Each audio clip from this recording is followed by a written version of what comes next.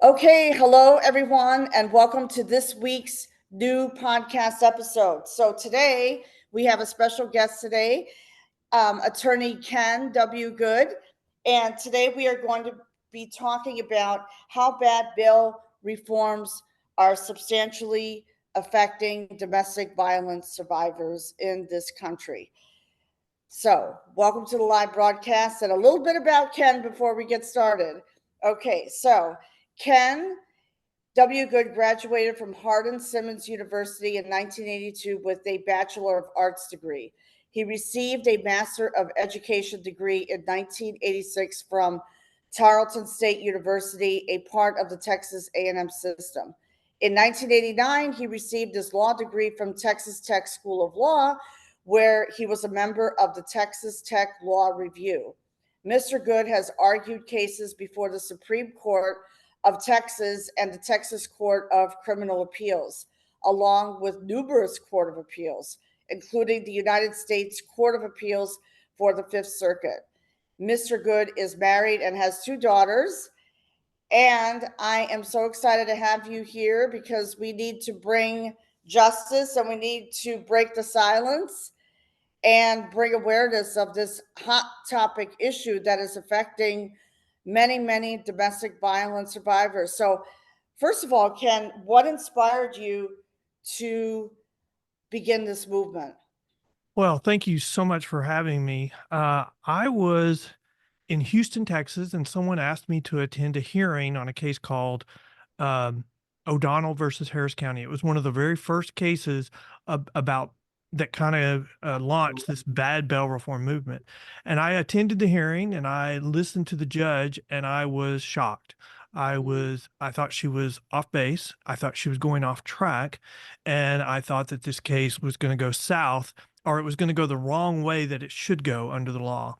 And so I came out and I started calling my friends and calling, the industry that I work in, which is criminal justice. And I said, set off the alarm. So we're fixing to have problems here.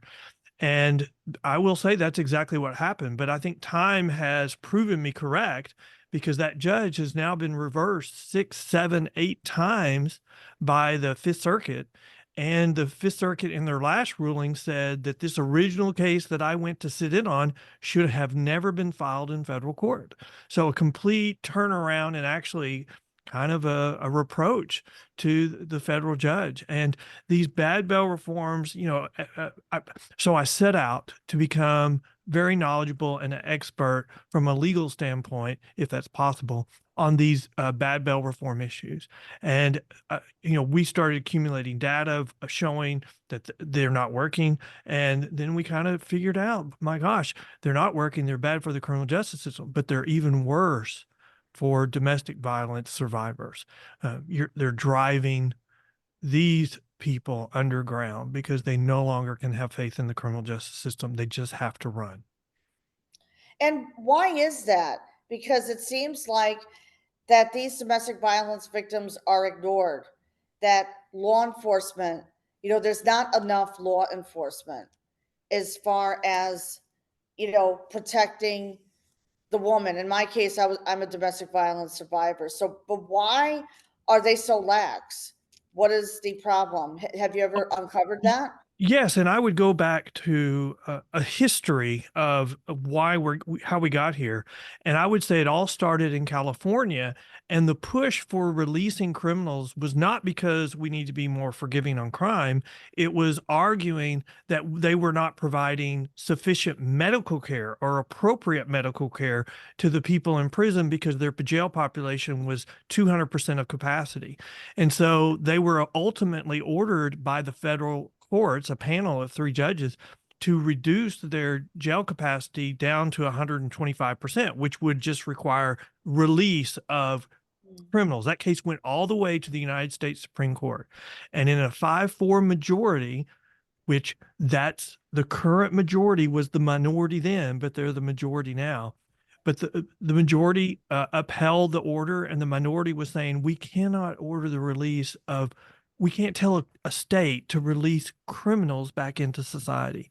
And so I think everything that's been happening in California from then going forward has not had anything to do about reducing crime. It's reducing the number of people in prison so they can get relief to their jail capacity. The problem is now it's filling back up with really, really dangerous people, and they have no room to do anything else for, misdemeanors or low-level felonies. They just don't have room. And we're seeing that effects go across the country. And then now we have, on top of that, the defund the police movement, where now nobody wants to work for police, for county sheriffs. Nobody wants to work in the jail. And so they're having to reduce their capacity because they don't have the staff even to maintain them. So there's these pushes all over the place to reduce the number of people in jail, but it's not they're saying, well, we're going to reduce more people and it's going to make us more safe. That's the lie. If it's Oh, the common sense is if you release more criminals, you're going to have more crime, and that's what we've seen. But the they don't have the political will to build more capacity. And so until they get that, this is where we are. And there's going to be pushes and continual pushes to reduce the prison capacity, which will then cause crime to increase even more. And so if you look at it from that lens, you can see why they decriminalized theft under $950 in California, because they wanted to reduce jail capacity. And it started out by changing felonies to misdemeanors, and then they just quit mm, prosecute them. And so if you look at it through that lens, you know why they did it, but the impact you see is natural. It's crime has gone through the roof. And now I think the politicians are stuck. They know what they're doing is bad, but they cannot change it because otherwise they'll be attacked and replaced by some other mm. politician who will get in line with what the elites want right at the moment. Wow. Oh my goodness. And how about the legislatures? Because is this issue being ignored by our legislatures? And I'm not just talking about Texas, I'm just talking about the whole country Well, in it depends general. on where you live. You know, New York passed bail reform, and depends on where you live what they call it. But in New York, they called it released on zero bond or no bail, so you got released without a bond. Same, and California calls it release on zero bond. Texas calls it release on personal bond. They're all simple release mechanisms where it doesn't cost you anything to get out of jail. You're just getting out of jail based upon your promise. New York did reforms, and then they've now rolled them back 4 times. They still have more rollbacks to come, I believe. They say they're done, but they're still having crime go up. As long as crime's going up, you need to roll back these reforms. And the reforms, I think, all have a common element. We're taking away the discretion of judges. I say we're tying the hands of judges, and we're doing it in the name of we're protecting the poor. But when we do that, we're also tying the judges' hands so they can't address career criminals, they can't address gangs, and they can't address organized crime, and they can't address the people committing these heinous offenses against domestic violence survivors. Wow. Yeah, they're heinous. I mean, they're just hideous. I mean, I've had women come to me and telling me that, okay, for instance, the criminal or the ex or the soon to be ex, the abuser, has been released on bail. And literally, the woman has been severely beaten. So that's why I asked that question about, lack of enforcement. Well, we have different types of release. And so if they're released on these simple release mechanisms, and I have multiple examples where somebody was just simply released and they went back and killed somebody, killed their partner that didn't want to be with them anymore. But if they're released on a surety bond where they have to come up with money to post it, there's a cooling off period, and usually their family has to get involved. So that requires them to kind of think twice sometimes. So I think there's a level of protection that they for domestic violence survivors if they don't use simple release mechanisms. In Texas, somebody accused of domestic violence can be held without bail, but it's still a misdemeanor crime in Texas. So they're not held very often. And so it's very difficult to hold them. And because it's a misdemeanor, then, all these bail reforms that have been pushed, we Mm. should just be concentrating on the violent offenses. I mean, but I think of Caitlin Guajardo out of Harris County in Houston, Texas, where her Okay. husband had been arrested, and then he was released on a personal bond, and then he got arrested short time after for beating his wife, and they gave him, so he was already out on bail, and he got arrested on new charges for beating his wife. He got another personal bond, released very quickly, and within hours, he killed her and stabbed her 30 something times in her stomach because she was pregnant. And he told the officers when he was arrested that if he was not going to raise this child, he did not want any other man to raise his child for him. And so he stabbed her 30 something times in her stomach. He is still awaiting trial in Harris County years later, but we did file a bill in the Texas legislature called Caitlin's Law, and it was ultimately uh, uh, taken into its elements, taken into another bill. So the ultimate bill that passed is not called Caitlin's Law, but the things that she and her family wanted were incorporated into an ultimate bill. And so we do have some legislatures like Texas that are strengthening bail, and so they're not doing these bad bail reforms; they're doing the opposite. And so so you're seeing the people are coming in and saying this isn't working, we got to pull it back. You're seeing it all over the country. You've got Alaska that tried it and then rolled it back, and you've got other states that have tried it and rolled it back. California put it up for a referendum and it was voted down, but you still have LA County trying to ignore the voters and just release people on zero bail, even though the voters rejected it. And again, remember, in California, it doesn't have anything to do about crime. It has everything about reducing the prison population because they're so full. Oh my goodness. That poor woman who was stabbed 30 times. And see, Yeah. that would have been prevented if there were better law enforcement. Well, the judge had the discretion to hold this person, but they didn't. They released him on a personal bond. If they had just set a high, since he was already out on bail, committed a new crime, they had every right to set a high bond. He probably would have stayed in jail for a few days, which would have let him cool off. But he was immediately released, went back. Her mom told me that she asked her to leave when he was arrested, come stay with her. And she said, Absolutely. no, he's already out on bail. He'll never be, they're not going to let him out. So I've got time. And that's probably the last thing she told her mom. How sad. That Mhm. is so sad. Very sad. I mean, imagine that. Those were her last words. Well, and we now are seeing data coming in from COVID because California tried this zero bail during COVID, and so there was a study released by the Yolo County District Attorney's Office that found if you release somebody and you compare the difference between somebody released on a surety bond where they have to put up money versus just being simply released on low-level offenses. The people released on simple release have a 200% greater chance of committing a violent offense in the next 18 months.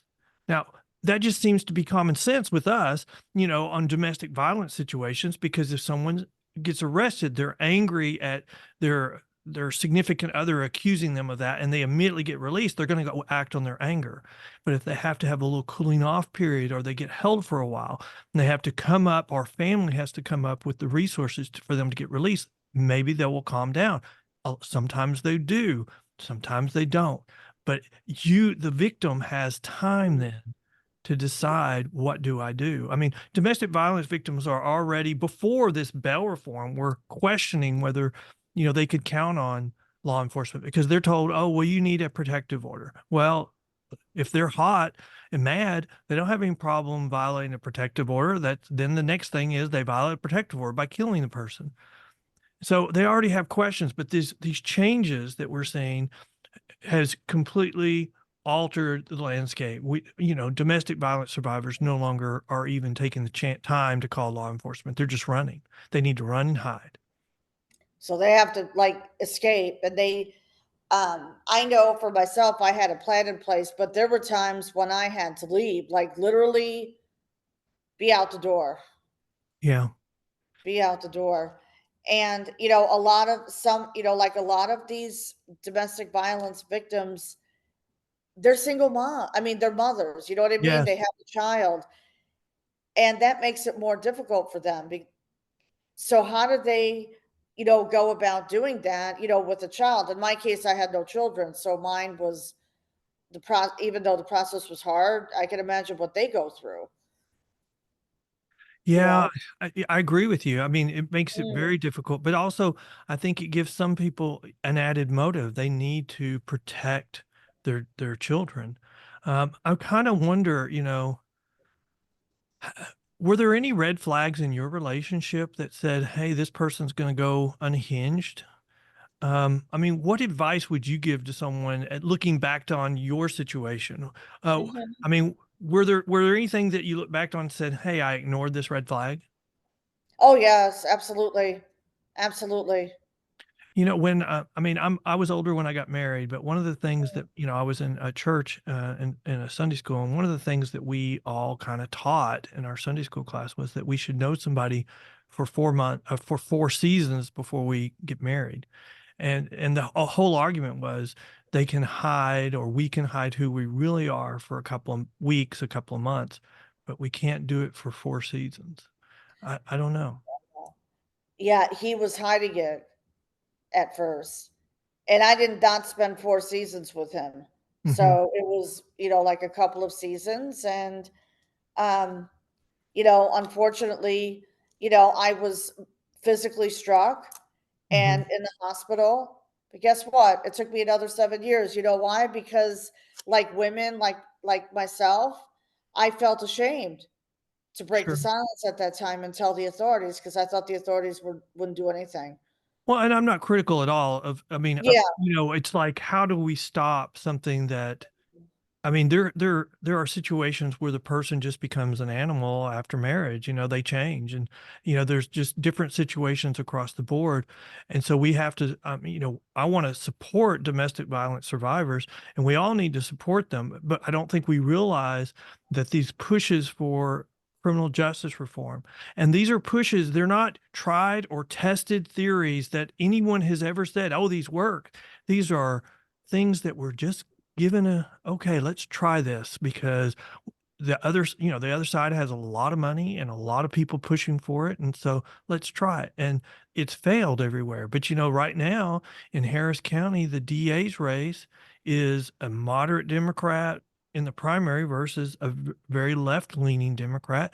And the left leaning Democrat says the private surety bail system is the problem and they've got to get rid of them. He's ignoring all the data that says as they've reduced the use of private surety bonds for misdemeanors, crime has taken off. Failure to appear rates have taken off. And as a result, nobody comes to court. There's some data that there's an 80% failure to appear rate over 2 years for the misdemeanor courts. And he's ignoring that. What impact does that have? It forces, I mean, it creates huge backlogs with the courts, and that Mhm. creates pressure for the courts to just dismiss cases. I looked at a month's worth of cases that were resolved in Harris County and for all the misdemeanor courts, and over 90% were dismissed. So that's how they're preventing or keeping their criminal justice system from collapsing. And, you know, these cases are usually start out as misdemeanors until there's a death. When there's a death, then there's a separate case that's filed that's a felony. So all the red flags are appearing in misdemeanor court, and we're doing everything we can to make misdemeanor courts completely chaos, and no one shows up. And if they do, nobody's doing anything to them. We're removing accountability, and that's sending a green light for criminals to commit more crime. And that's before we even get to the domestic violence section of this criminal justice Mhm. fiasco. Yeah. Yeah. Unfortunately, if someone, you know, if a domestic violence survivor unfortunately dies, then that's when they really enforce it. But the time to nip it in the bud is now. Meaning, Absolutely. I mean, yeah. you know, but then it becomes a violent, felony, and so they say they're concentrating on violent felonies, but, you know, Oh, my really? all the misdemeanor people today are in training for tomorrow's felons, that we're putting them in a really bad situation. We're making their situation worse. Can you imagine if we got just a third of the domestic violence accusers to calm down and not take the next step to really harm somebody. I mean, a third, that would be, we would be wanting to give an award to whoever came up with whatever program that they're doing to Right. to do that. And we're doing the opposite. We're increasing it by at least a third, probably even more, because now we have underreporting. You know, we have jurisdictions saying, "Oh, crime's going down," and you Mhm. could even say in the domestic violence area, since people are just running, they're not reporting because they have no faith. They would be saying, "Well, crime's going down on domestic violence. Look at the statistics." And I'm like, "No, no, no. If you want a true measure of how crime is going right now in the United States, Mhm. you only have to look at car thefts, because car thefts, insurance companies still require a police report before they will pay off that claim. And Wow. car thefts are going up by 30% or 20 something percent annually. And so, as a metric of how crime is going up in our urban areas, it's going up quickly, it's going up dramatically, and people are trying to hide it. And it's having those ramifications across the spectrum, especially on domestic violence survivors. Jeez. I never, this is, I'm so glad that you're here breaking the silence and talking about this because this is so important and there needs to be reform. So let's talk about that throughout the nation because I know that I think that you had mentioned here reform efforts have gained momentum in recent years despite increasing pushback. So can you elaborate on that for us, Well, please? sure. I think that, I mean, you know, in our urban areas, we still have pushes for reform, even though the data is showing that it's not working. And you've got other areas pulling back. You've got even in the left leaning urban areas, you're seeing signs that it's gone too far. In Oakland, the NAACP and Oakland chapter has requested or demanded of their local officials a state of emergency on crime, saying crime has just gotten too bad. And recently, the California governor sent additional California Highway Patrol officers to Oakland to address crime. So they just brought in more officers because, you know, nobody wants to work for Oakland right now because they went through that defund the police movement. Oh, They yes, have all yes. these, They even tried that up here in Saratoga during yes. COVID to And defund the so, police system. I'm like, "What?" but, you know, No. bringing more officers came, and it had an impact because they had a lot more arrests. And so when you have arrests and you hold people accountable, that changes the mindset. I like to look at the best example of what to do is a case called Sanchez versus Alabama. It Okay. it had to live under one of these preliminary injunctions, ordering them just to do simple release for 3 or 4 years. And then it went up on appeal and they won. And so I talked to the sheriff and I asked him, "So what happened after y'all won?" He said, "We were able to re-implement a system of accountability. And if you Okay. didn't come to court, there were consequences for it." And he said, "It took us 6 months to change the mindset of criminals, and Mhm. crime went down." We have to Wow. get away from these theories, which are not taught in any textbook on criminology, and there's nothing that says they work. All we're being told is this is what we should do out of fairness. We need to get away from all the rhetoric, all the politics, and we need to go back to what we know works. And if that causes more arrests than what we have capacity for, then we have to build additional prisons or capacity until crime starts going down. We're repeating the cycle that we had in the 60s. In the 60s, we felt safe. We Mm, were more forgiving on our crimes. mm. We released more people from jail. Crime went up. And then we had a strong debate and a fight over how to get control over it. The left, one side of the electorate fought it tooth and nail, and it ended up having a backlash. Reagan came in with the fight on crime, with a strong crime Mhm. bill. And in the 80s, we built additional prisons and we started feeling safe again. What we're going through right now is just like we went through in the 60s. We felt safe, we felt more forgiving, and now we're reaping the consequences of it.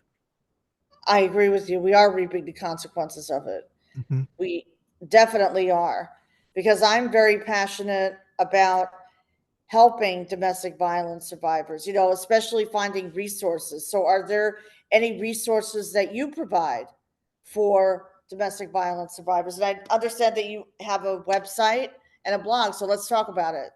Well, if you want to find out more information about what we do and the stories that we highlight, you can go to our website, pbtx.com. We have a blog there where we highlight important stories across the country. But we also have our own podcast, which is focusing on criminal justice issues. It's called thebellpost.com. There is a link to it on our website, but you can also just go to thebellpost.com. Uh, it is intended to be a resource for law enforcement, a resource for judges, and for um, legislators, state legislatures about these criminal justice issues. So when someone says, hey, we should be adopting the New Jersey plan, we have an episode about what the New Jersey plan is. And Oh, so thank you. that is what we want. We want to accumulate data and we want to be a place to go to educate people on what these issues are. And before we were having our podcast, before we started releasing data, I started writing articles on these things, nobody was telling the truth. I mean, nobody was giving out uh, that um, that when you try these simple release mechanisms in misdemeanor court in California, they have an 80% failure to appear rate, and nobody's going to arrest them when they don't come. Nobody was saying that in Harris County, when they're doing this right now on misdemeanors, that the police officers union looked at 1 week's data and found they had a 75% failure to appear rate. And then a group downloaded 2 years worth of data from the clerk's office using the same formulas and found an average of an 80% failure to appear rate over 2 years. And so what did the courts do in response to that data? They quit requiring anybody to come to court. They didn't try to fix it. They just made it even worse because criminal cases have to be put on hold when you don't come to court. And Mm, so what we're trying to do is give a voice there you go. to I was just about domestic to say violence that. survivors and with data and with information. And I'm hoping that we can pull all these groups together and we can go to these legislatures and say, enough is enough. We need to stop these bad bail reforms and we need to put victims first, not criminals first, which is what we're doing right now. We're putting criminals over victims. Oh, that's a sore spot for me. Criminals over It victims. should be a sore That's spot a for huge, everybody. it should be a sore spot for everyone, is right. So I'm grateful that you started your podcast, um, thebailpost.com. I love the name. So that is essentially a resource for law enforcement and actually domestic violence Yes. victims for them to tap into, because every state has different laws. Yes, and we And do yeah, highlight the different laws in different states yeah, about what they've done on bail reform. We also highlight, how people get released in different states. And so we are doing our part to try to educate the public as well. that's great. Now, in the state of Texas, how is that going? I mean, in the state of Texas, is do victims have a voice or not? Well, 2 sessions ago, Texas passed SB 6, which was their major bail reform bill, but it was not bad bail reform. It was good bail reform because it limited the use of these free bonds for certain offenses. Mm, And also said if you're out on bail and you get rearrested, then only if it's both felonies, then only the judge of the first court can set bail for the second. So they strengthened the bail system. But the problem that we have is there was a cleanup bill in this last session, SB 1318, something like that, and it did not pass, and it was because of mm. politics. There was the chairman of the Criminal Justice Committee in the House, didn't let it go through till the very last minute, but he wanted to make changes to it. And one of the changes was he wanted a presumption of a misdemeanor for all misdemeanors. So, I mean, a presumption of a personal bond for all misdemeanors, which would include domestic violence survivors, accusers. And so that was not supported by the original author, and the bill it ended up not passing. So we still have some cleanup to do, and I think that will happen in the next session. We were hoping it would happen in some special sessions, but it seems like the governor and the House and the Senate are fighting, and the governor's pushing for vouchers to be used in Texas, and there's a big fight against that, and so now the governor's supporting people who helped him and opponents in primaries, which are a week and a half away, and so we just have all this infighting going on with the Republicans right now that we need to get past. Some Right. people are worried that that might push the state more to the left, but I don't think so. I think the ultimate result will be that um, those people will probably be reelected, and then there will be a stalemate because there'll be continued infighting between the Republicans. See, and that's what bothers me because this issue, I'm glad that we're breaking the silence and bringing awareness of this because this particular issue is shoved under the carpet. You don't hear anyone talking about it. I don't hear You know anything. what we always have our best result when we have a day at the Capitol. And so There you we go. bring in a lot of people. And so we need some domestic violence survivor days at the Capitol where I people like come that. in I would be there. I would be and there. go around and meet with legislators and say, this is what you're doing to us. This is what, and if we could concentrate on the people that are opposing these reforms and tell them the impact of what they're doing, I think that would be immensely helpful. That would that would be immensely helpful is right. People like myself, people, women to actually go there. We actually have an organization here in New York. Um, so, but they're always pushing. They're always I'm not there, but this organization, they're always at the Capitol pushing because we have a voice. Absolutely. We need a voice. We need a loud voice. We need a Mm, voice as big and as loud as the old voice of Mothers Against Drunk Driving. They've kind of gone quiet now, but we need a voice as loud as that voice used to be. well, let's work on that, ladies. Let's work on that, Absolutely. ladies. Absolutely. And we need to be Right. able to have a rallying call. We need to have a call to action by whatever this group is called, just the domestic violence survivors. Call to action and go wherever we are needed to get the word out that what they're doing is making it where domestic violence survivors are not even, I mean, they're not even members of the of society anymore. They have to run and hide for their own safety. Yeah, that's a We have to shame. stop that. And we need to stop, and we have to stop that. It even for me, I had to escape and I had to leave the house. I Mhm. was the one who had to leave.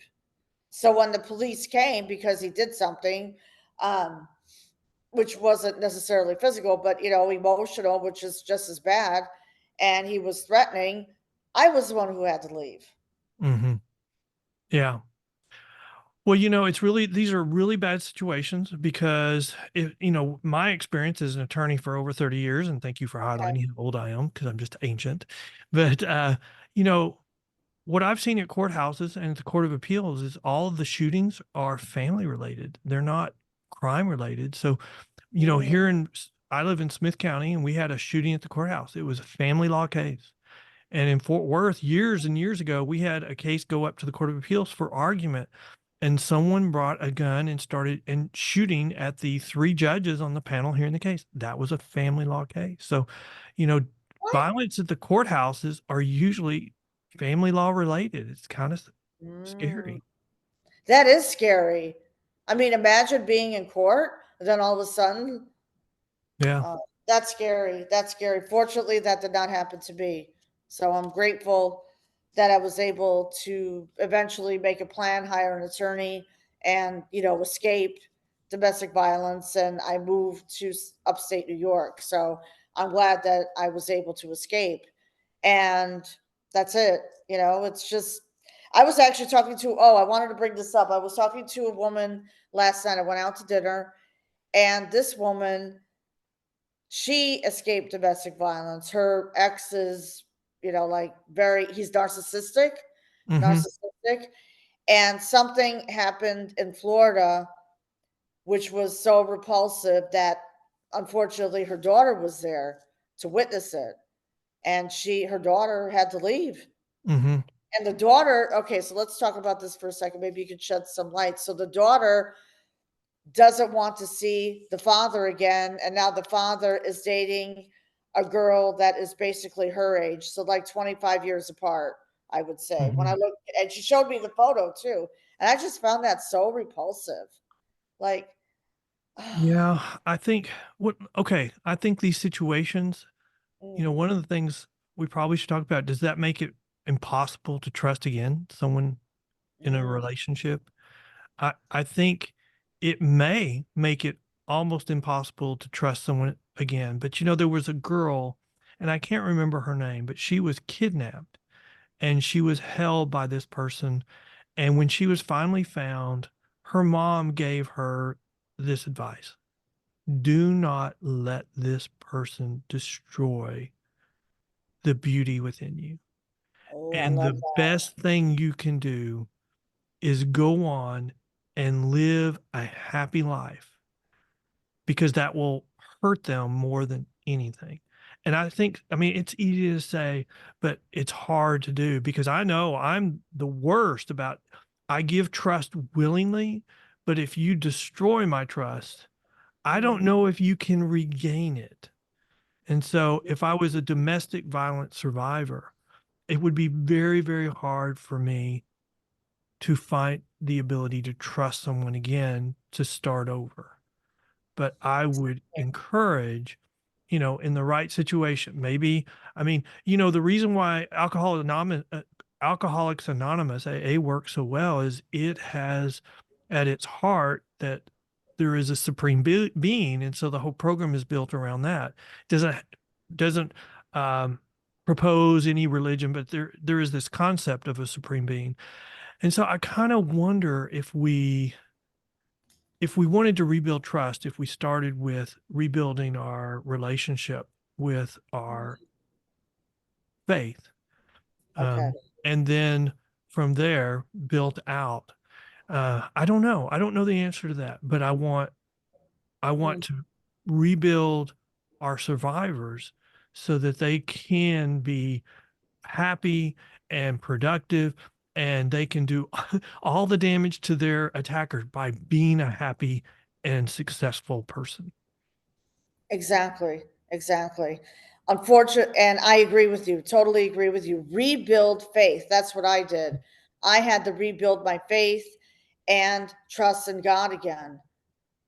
So that is something that I teach, my clients, is to Mhm. rebuild that trust and faith, because a lot of women lose trust and they lose faith and belief, and they feel lost and overwhelmed. And especially with all these, things happening in court. I mean, can you imagine? I mean, I Oh, was, yeah. yeah, yeah. Well, let me make And that 2 makes points. it worse. And that just makes it worse because our legislatures are ignoring Mhm. it. Well, I wanna make 2 points about that. The Mm, first one is, someone taught me, or someone told me one time, that we can just teach morality. We don't have to teach faith. We just have to teach morality. But I was watching a film, and it made the point that when you teach morality without attributing it to faith, you're just teaching your opinion. And they can come back and say, it's just your opinion. If I don't agree with it, then I don't have to do it. And that kind of had an impact on me. If we don't attribute morality to faith, then it may be just our opinion. And it's more than an opinion. And so maybe we need to attribute it to faith. And the second thing that I would say about the faith is, uh, I'm not coming from an experience where I haven't been touched. I have a grandfather who was the anchor in our family, and he had he got sick, and he got sick for like the third time, and so he decided he didn't wasn't going to fight it, and so he committed suicide. And at the time he committed suicide, I did not even know what my faith believed about suicide. I had to call my pastor to find out, do we believe he does not go to heaven? That this is an unpardonable sin? And my faith taught that it was a sin, but the only unpardonable sin was the sin of non-belief. But and so as a result of that, when I go through something really bad, I lean on my faith. I don't turn my back. I have a daughter who's when she was 5, had a bone marrow transplant. And a lot of people were saying, how can you, I mean, why aren't you blaming God? I'm like, are you kidding me? If I did not have my faith in God, I would never be able to get through this situation. And she's now a freshman in college, doing well. That's amazing. That's amazing. I'm very happy to hear that. Very happy to hear that. I want to talk about the BillPost.com podcast. Hmm. So, okay, you started that, I believe you told me 3 years ago. Yes, ma'am. Okay, so what inspired you to start the podcast, and tell us about the podcast so our listeners can go listen to your podcast.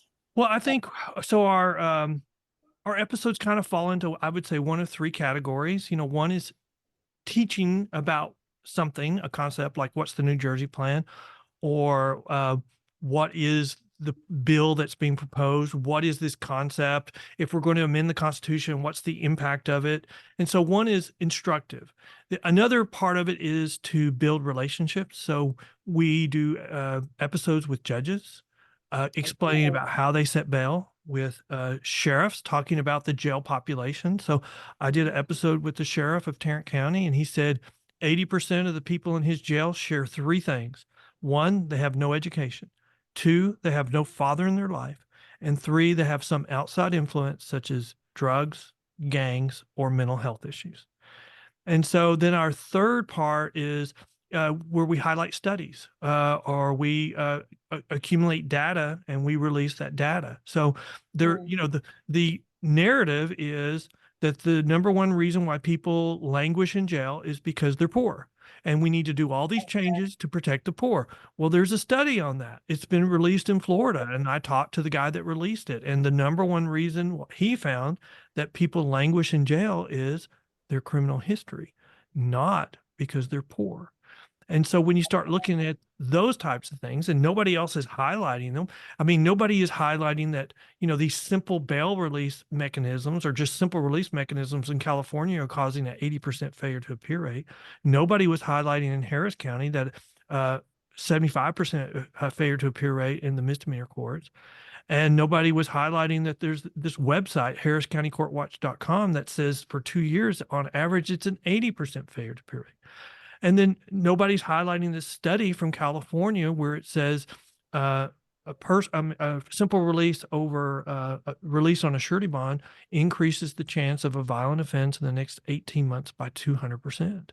And so this is all valid data, and it needs to be held somewhere in some library so that when we have people pushing. So like Harris County in Texas is driving bail policy, but everybody in Texas knows it's terrible. But we Yeah. have people in Harris County going to other states saying Harris County is the gold standard and they should start doing that as well. Well, Wow. nobody was accumulating that data to tell these people that they were lying. And then we also highlight important cases. Like, when this bail reform movement started, they said, well, bail's unconstitutional, so it's going to change. So we might as well adopt these changes. Well, that's been held. That argument's been rejected. And then, I mean, here's the best example I have for why we do the bail post. There's this group, and it's called Civil Rights Corps. They're the ones that file these lawsuits across the country. And they were quoted in the Dallas Morning News in the last month. And they said, every trial court that has looked at a case that we have filed has found that bail was unconstitutional. Well, what they left out is every court of appeals has reversed those trial courts, and they are batting zero out of 5 cases going to the U.S. Supreme Court. So they've lost everything. And the problem is they keep making the same arguments, even though they've been rejected by the courts of appeals, and they keep making them and ignoring the courts of appeals like the courts of appeals never ruled. And so I think it's getting to the point where they need to start being sanctioned. The reason why they're doing all that is because they're raising millions and millions and millions of dollars from donors to make those arguments. They're not, imagine if they'd have spent that kind of money helping domestic violence survivors. I mean, they would actually Exactly. Our money is being wasted, essentially. I believe absolutely, so. absolutely. And the most recent case, It's the most not recent money, case was actually. just denied by the U.S. Supreme Court Tuesday of this week. So, I mean, they're Mm. batting 0 out of 5 cases. I mean, they haven't won on one. They've been reversed every time. Why is that? Why are they Because they're reversed? wrong. They're absolutely wrong in their arguments. They're arguing that bail is unconstitutional, and it's been held constitutional twice.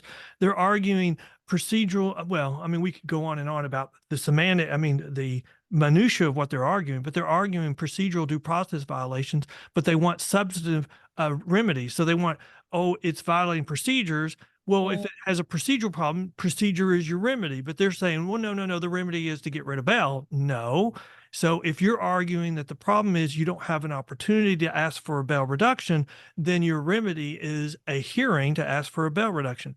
Well, they're not arguing for that. They're arguing that your remedy is you have an absolute right to release because you're poor. Well, if the judge can't hold you, period, they can't hold gangs, they can't hold career criminals, they can't hold organized crime people, and they can't hold domestic violence assaultants, Got it. Got it. perpetrators. Perpetrators, right, Yeah. exactly. Well, I'm so glad that you came on my show today to bring awareness and talk about how bad the bail reforms are, and they've unfortunately have had a substantial effect on domestic violence survivors.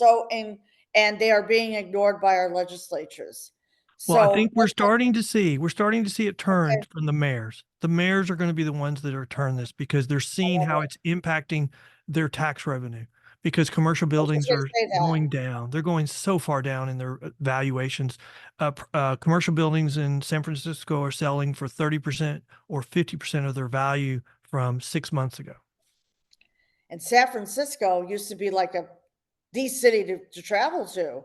Yeah. And yes, and now the Nancy Pelosi federal building told all the federal employees there work from home. It's not safe to come to work. And I have a friend who lives in, I don't know where he is now, but he lives in San Francisco and he actually works from home. Hmm. Yeah, we're all like working remote now. Yeah. It's Well, and they you want to know, say, oh, the whole reason why these buildings are going down in value is because of COVID and because of people are working remotely. No, it's because of crime. You've got you've got businesses closing because they can't survive $25,000 a day in shoplifting in California, and you've got businesses that are now closing because they can't provide a safe work environment for their employees, and they can blame it on um, remote work all they want. It's public safety. If you can't I provide a agree with safe you. place, then you're going to lose your city. I agree with you. I totally agree with you. And that's important. Public safety is number one priority for any, like any employee. That is, or even someone like myself who owns I also have a coaching business and podcast. For me, safety for me is working from home Hmm. because I know what goes on out there. Yeah. It's not pleasant. My It's wife not makes very fun of me pleasant. because every day I go home and on the way home I stop at the store and I may buy one or two things. It's just part of my routine. I go to the grocery store, but that's part of my routine. It's part of where I feel safe. I meet all the people in my town. We live in a small town outside of Tyler. So Oh, it's just nice. it's our community. We have gotten away from our sense of community, Mm, there you and go. we need You to get touched back on to that. something. We need to bring back the community again. I totally agree with you. So we're coming up at the top of the hour right now. This is a great discussion, eye-opening discussion. So in closing, what inspiration and hope would you like to share for domestic violence survivors in these crazy times that we live in now? Well, I would start by saying I'm praying for you, and I want only the best for you and your kids, your daughters, and your sons. And if there's anything that I can do to help, I want to do it. I think that we do have hope because what's going on currently is not sustainable. It Mm, cannot continue because with if crime continues to go up, then we're going to have vigilantes looking for justice. And so I like to say that our current trajectory is not sustainable. And you see the mayors coming out demanding change in our urban cities because they see their tax base going down, and we know what that's going to cause. There's going to be defaults by the buildings, then the defaults by the cities. And you already see a division arising where people are moving from areas where there's no public safety to areas where there are. And that's not sustainable. And so there will be a change. It's coming. And so there is help coming on the way. In the meantime, do what you have to do to protect yourself. And then when you have opportunities to raise your voice and say, this is what I went through, please don't make anyone else go through this. Help domestic violence survivors. Call me to come with you, and I will stand by your side.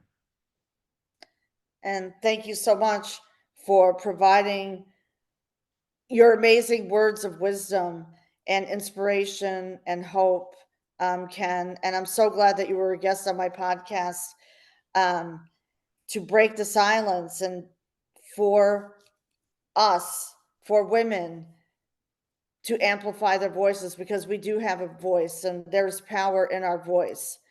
So I want to say thank you, Ken, for being a special guest on my podcast, Let's Break the Silence with Angeline.